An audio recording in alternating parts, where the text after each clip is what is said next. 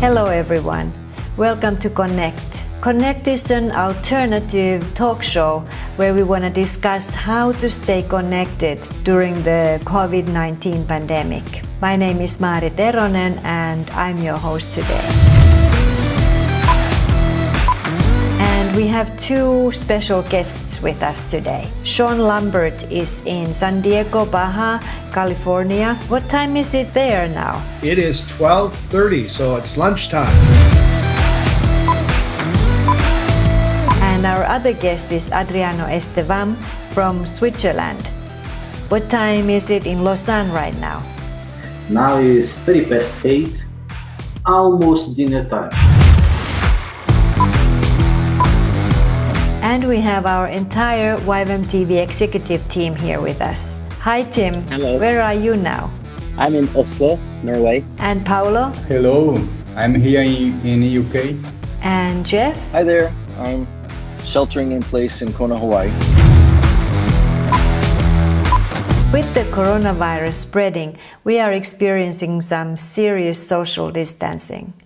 And not only are our campuses closing down, but entire nations. As the YWAM TV team, we discussed how we could serve the YWAM community at this time, and we prayed about it and decided to do this talk show on Zoom. And our hope and goal is to provide practical ideas and tools on how to connect and how to care for each other at this time. Today we will discuss the situation generally, but also focus on staying connected online with teams and groups. Before we go into the topic, how are your communities coping with the situation? Well, it's interesting. Just about 7 or 8 days ago, we were talking about taking some North American teams that couldn't go to Asia, and we were going to host them in Mexico. And I was kind of pushing for saying yes to these teams. And then some of my staff were saying, well, we're not sure if it's safe. And then the next day, the news changed. And then the next day, there was another change. And then the next day. So it's so funny. It feels like a month ago, I had all these different thoughts, but it actually is just a little bit more than a week ago. I had a completely different mindset than I have today. But it's so true. It feels like something that happened last week feels like it's 2 years ago. And I think that's been probably the hardest thing, is making leadership decisions and then having to change them even a day or two later. Big leadership decisions about whether you continue a school. We ended up ending our schools early. We thought we'd keep them going because the virus had not appeared in Baja. But then there were travel restrictions, and then we had the announcement the U.S. was not going to allow Europeans to travel, and that catapulted a whole bunch of things. So it's really been a crazy ride, not only the concerns of the virus, but just how it affects everything your base does. And we're a big base. We have 210 staff and lots of teams and activity, and so we are on a complete pause. Everything is stopped, and we're trying to be as compliant as we can with all the government requirements and sheltering and distancing and washing your hands and all those things to be wise. And hopefully all of our governments are trying to keep people safe, and we want people to be safe. So we're complying with all of the requests that we're getting. How about you, Adriano? I was in Brazil over than a month ago when we had the SAN happening in Brazil. I was helping with the YWAM side of things. So we got on the day after the SAN 9,000 DTS requests or applications. And I was working before helping with the whole IT technological side of connecting all the bases, sending all the information and so on. And we had got all these people applying for schools. Some schools will actually start like a week after the SAN and so on. And then less than a month later, we just saw the effect coming. And right now we had to close all the schools, and all the students, many, they had to go back. Things are happening. changing so quickly. And I know Paulo was supposed to be doing live streaming today, but so what's happening in Harpenden? Well, 2 days ago, we are so happy to start streaming from here, the community service, to give opportunity to people to watch something would be helpful to bring hope and inspire them. But yesterday, the Prime Minister said we are locked down. We are not allowed to go out of the house. And because of some people's behavior here in the UK, they was so freely to go to the beach and go to the park. So they was like very restricted. Now we cannot do anything until the further notice. So we have to close the studio as well. South Africa, where I am, is locking down on Thursday. So I went hiking today because now I can still go out on the mountain. How about what's happening in Hawaii, in Kona? Yes, it's been dramatic, whirlwind like you described. We went from the original announcement was gatherings of no more than 500. And then it kept going down, and there's an internet joke going around saying, groups of 500, no, groups of 10, groups of 5. And now today the announcement is the floor is lava, stay on your couch.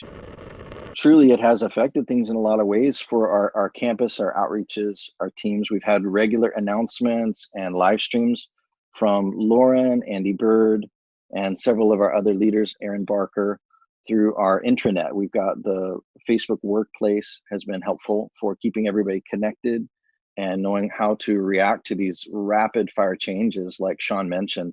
And Tim, you are actually in a mandatory quarantine now, right? Yes. So I'm in Norway, Oslo, but I travel a lot. So 2 weeks ago, I was in Romania. And then when I was in Romania, everything kind of happened. WHO, they declare COVID-19 as a pandemic. The Norwegian government started to do a lot of regulations, the new guidelines, and then it has been changing every day, actually. So I had to be in quarantine for 14 days, and now I have three more days to go. So I am very excited to be finished with this. Yeah, let's get to our topic. Sean, the fact that we can't meet together in communities anymore, it has a massive effect in our community life. How can we still stay connected? I was doing some Bible reading and I came across Acts chapter 8, and it says the church was persecuted and then was scattered. And for some reason, I just flipped it in my mind, and I said the church was disrupted and everyone was scattered. And actually, after I read that, I felt like we need to be working very hard to stay connected. So the next day, I contacted all of North America and said, we need to do a Zoom call. And I got Darlene to engage with us. And then I did the same thing with Mexico, Central America, and the Caribbean, got those ACT leaders together. We had Darlene again. Next week, we're going to have Jim Steyer, and we have some other plans to do weekly meetings. And so I'm still meditating on Acts and the whole idea of the evil one often is the one that wants to scatter, make people feel isolated and lonely. And then we see the work of the Holy Spirit reconfigures, but in a different way than it was before. And so there's this scattering, but every place that the disciples and the followers of Christ went, the church grew. So you see something much bigger than was when everybody was just huddled in Jerusalem. So I'm fully expecting a huge wave, a move of God, and the work of the Holy Spirit to reconfigure some of the ways we do life as YWAM is going to be reconfigured. How about you, Adriano? I think it's very key what Sean shared in this aspect of how we have a unique opportunity in this crisis to see, to witness, better saying, something from the Lord that perhaps we haven't seen yet in all these years of our YWAM movement. And I think this is really the time that we, despite the circumstances, we stick together. We really come together, finding whatever means, whatever ways are available, so we continue to maintain unity. We are finding out something new at this time. Which, of course, Lauren lives in the future. So what is our future? I think Lauren always knew in his mind that somehow with persecution and nations and languages and all this diversity of YWAM, that these technologies were going to be ways that keep us connected and not scattered. So I think it's really key what is happening this year. The multiplication, all that he shared on persecution. And many times we think of persecution, we think, oh, it's government, it's systems. Maybe it's more than that as well. And we are witnessing all that in our generation. I think it's really a remarkable time that we are living. I just want to echo also what Adriano shared. I mean, this is, I think it's something that we never have experienced. I was making 50 years of YM training video last year, and I was going through all this archive that Adriano was putting online. Many of the things that YM have done, it was something that we never have done before. No one have done before. So I think this is a time when we need to try something we never tried. And I see that, Maarit, you talked about now the communicators are busy because there's a need, because we want to be connected. And then let's encourage, continue to care for each other. And the technology that we have, I think it can be opportunity, actually. It's a time to do something new. It's a good point. I mean, we're definitely facing a unique type of persecution. I hadn't thought of it like that, Adriano. But we have in YWAM's history and the church's history certainly faced extraordinary persecution through pandemics and other outbreaks in times past. I posted a photo earlier today from Martin Luther, and listen to this quote from Martin Luther, what he was saying about how to respond to a virus in his time. I shall ask God mercifully to protect us. Then I shall fumigate, help purify the air, administer medicine, and take it. I shall avoid places and persons where my presence is not needed in order to not become contaminated and thus perchance to inflict and pollute others and so cause their death, and as a result of my negligence. If God should wish to take me, he will surely find me, and I have done as what he expected of me, and so I'm not responsible for either my own death or the death of others. If my neighbor needs me, however, I shall not avoid the place or person, but will go freely as stated above. That was in 1527 from Martin Luther. And so I think we should be doing things like you're saying, Tim, connecting churches online. My brother did a post yesterday about easy ways to keep churches online rather than trying to set up very complicated systems. So, I mean, I know you guys on our team here, you've been a part of our YWAM Together gatherings and many of our international connections, obviously Adriano. But he was just saying, for most people, a cell phone, simply, close in a quiet environment, hopefully on a tripod or something stable so it's not shaky.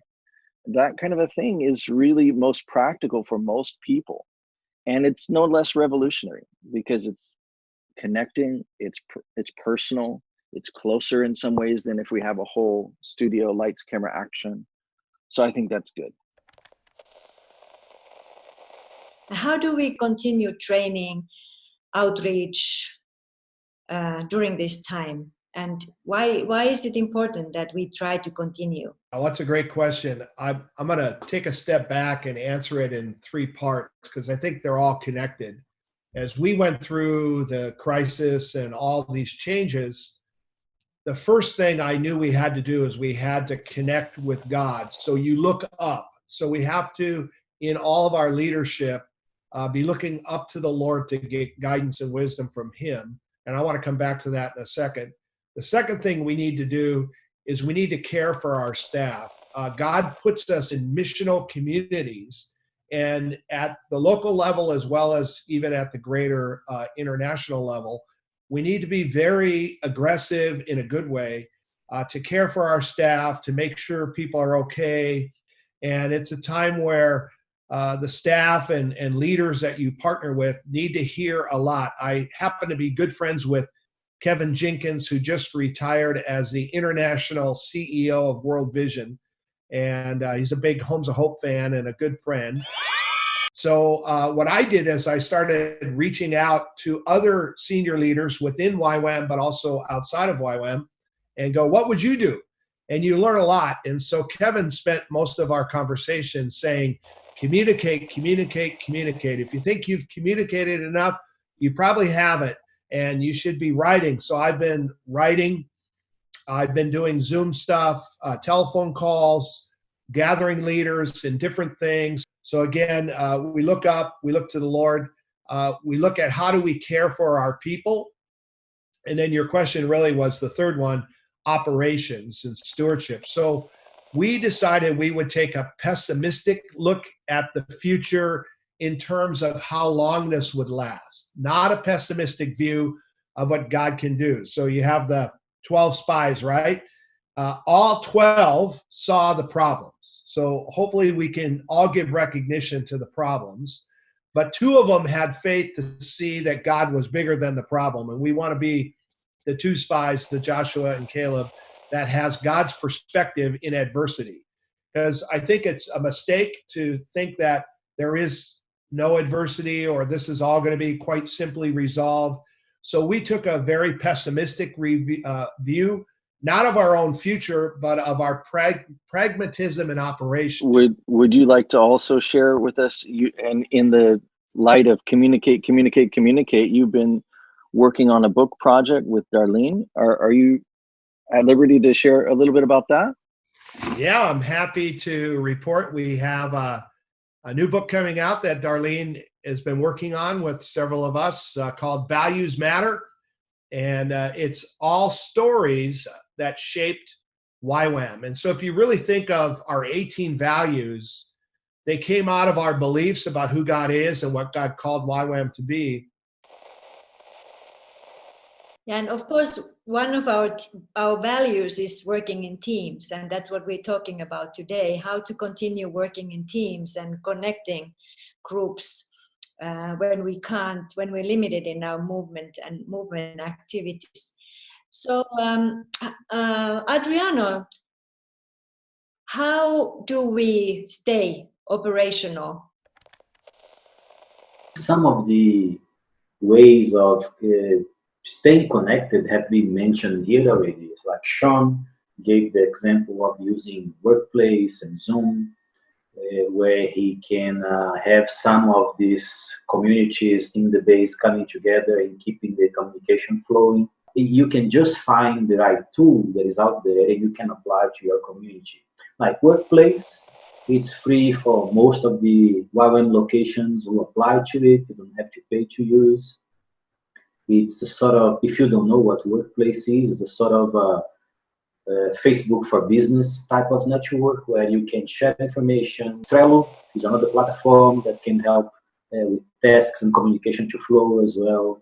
Microsoft Teams, for instance, is another platform that is available for free. Now, especially now during the Corona crisis, Microsoft is giving that away. Zoom has become maybe the most popular way of seeing people on the screen now. It's probably more popular than FaceTime right now. Everybody's Zooming. They are even joking that they now know what the Z in Generation Z stands for. It's Generation Zoom. But the key is to find that that is not something that you are reinventing the wheel, but something that will help you to keep communication flowing. So we are able to talk to one another and break the isolation. So what would be some practical, what would I have to do? What's the first step that I would have to do if I've never used technology? We are all digital natives, so digital immigrants, right? We sort of have, maybe not team, but all the others, we are all immigrants. We have to find our way in the digital age that we live.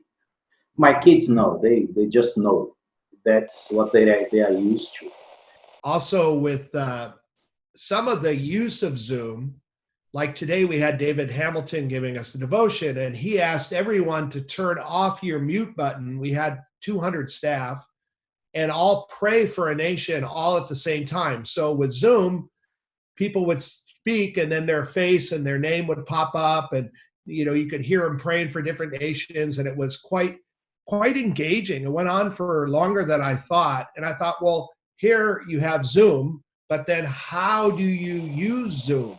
How do you use the technology to actually create an engaging, lively, energetic meeting? And I'd never done that before. So I think I'd love to see some of the YWAM communication people give us top 10 ideas to use Zoom or other technologies to make the meetings more life-giving. And that was something I really enjoyed today, just having everybody pray all at the same time, and all their names were popping up, and it was quite interactive. So I think there's probably a whole bunch of learning, a nuance of how do we use these technologies to actually make the meeting super engaging and life-giving. That is praying Korean style next level. Yeah, exactly. Zoom style prayer. I love hearing the stories of early adoption, of technology in YWAM back when, in the Munich Olympics, YWAMer had a laser and he projected the face of Jesus on clouds. And I was in the first SBS when they used the Genesis connections, and it was David Hamilton was learning these ways of creating interactivity between the UK and other parts of Europe, and where I was in Lausanne, Switzerland. And that's powerful. These Roman roads, like Adriano mentioned, that we have pathways that have been created and we can use them. I think one thing that would be great is if those of us who are tech native or are early adopters as well, is to be thinking about servant-hearted communication connections. So how can I help my local church get connected? It's not going to be glamorous. It's not going to be easy. How do we mind the gap for those who are tech illiterate or have a limited access to technology? We've got to think about the slums and the developing nation settings where internet can be very expensive and hard to come by. But we could find ways. I think I believe everything you guys said, but we need to start from promote those tools and make them want to use those tools. Because sometimes people get skeptical with so many apps or get so overwhelmed, and it's not translated.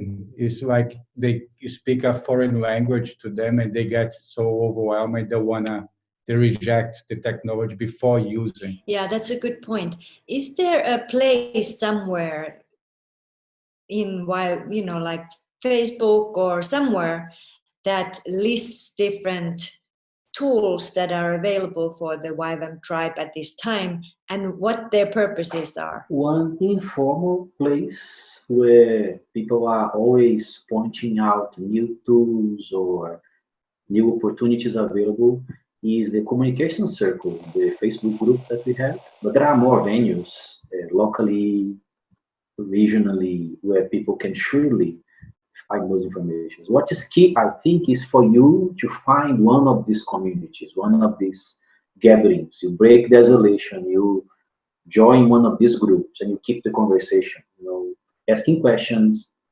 checking other people's questions, and keeping the dialogue. Or maybe you have something that is fantastic, we just don't know about it. I have been using that app for ages and nobody knows. So that's how conversation helps us.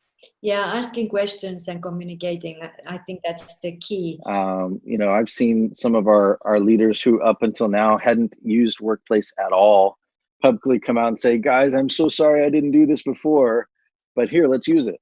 And the late adopters that are adopting the needed communication technology, bless me too, because it would be easy just to say, no, I'm not going to do any of that. But to go out of our comfort zone and be intentional in communication is absolutely critical. And then asking the questions, like you said, Maarit. Yeah. So actually, One more thing that I would like to just ask, like yesterday I talked with our practical ministry leader, and I found out that he had ordered face masks and toilet paper for 2 months. You've all heard about the toilet paper craziness. But, just a few weeks ago, it would have been crazy to order toilet paper for 2 months. Maybe what other situations that you have that you have now had to encounter? We have one of our staff went to Costco in Ensenada, Mexico, and he had 2 giant packages of toilet paper. Of course, Costco sells everything so big anyways, but everybody was looking at him like, you are crazy. But he was actually buying for 100 people toilet paper. So yeah, you get all these different things happening. So so far, we have not run out in our household, but I'm not sure what. Maybe we have to have another hour on what to do when there's no toilet paper. I guess, yeah, a lot of it comes down to staying clean. Let's just describe it as that. I finally ordered a bidet, not to go too into details, but we decided to get that. So avoid the whole toilet paper rush, and we'll just find another technology that's very popular in other parts of the world, Today, going to have a birthday party, a virtual birthday party for my son. And what can be more frustrating than having a birthday in the middle of all of this? I mean, that's really not ideal.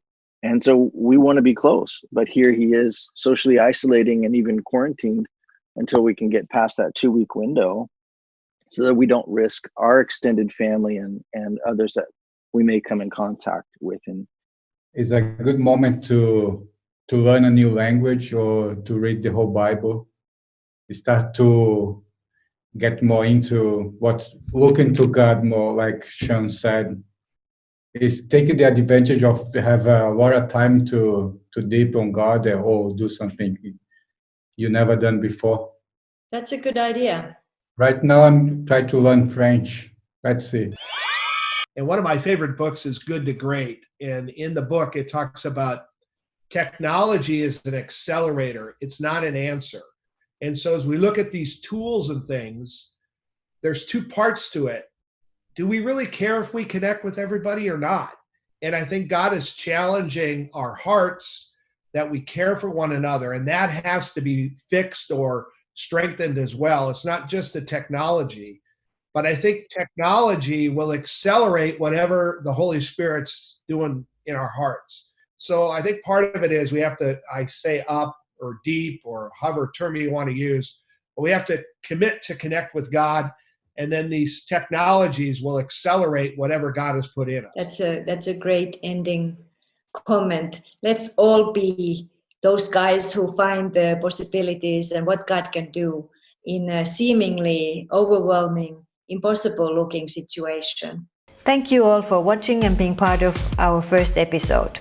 A big thank you for Sean and Adriano, our special guests. In the next episode, we will discuss interpersonal relationships, how to stay connected in a meaningful way with friends and family, and how do we tackle loneliness and how do we care for each other.